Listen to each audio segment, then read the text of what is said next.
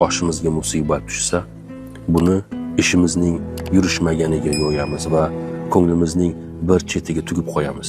Ikkinchi marta yana shunday hol sodir bo'lsa, bir kelsa qo'shaloq keladi o'zi deymiz. Xuddi shu ish 3-marotaba takrorlansa, hamma musibat seni topib keladi-ya deb osongina ishonib qo'ya qolamiz.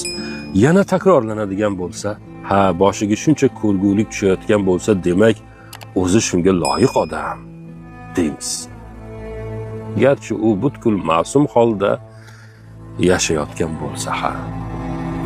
Qancha yaxshi odamlarni boshiga bir musibat tushgandan keyin o'zida bir gap borsa kerak, bir gap bor shekilli deb xulosa qilganmiz.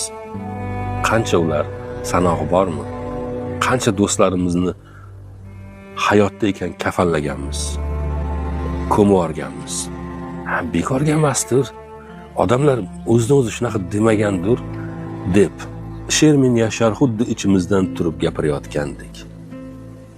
Bizning hududlardagi eng chuqur dardlarni aynan bizga xos bo'lgan g'o'rlik bilan qorishtirib tasvirlaydi har doim. Og'ringan ko'nglimizni odamning kulgisini qislatadigan muhabbatlarimiz bilan davolaydi. Chinakam adabiyotning inson ruhiyatiga olib tushadigan zinapoya ekanini o'zining har bir hikoyasida qayta va qayta eslataveradi.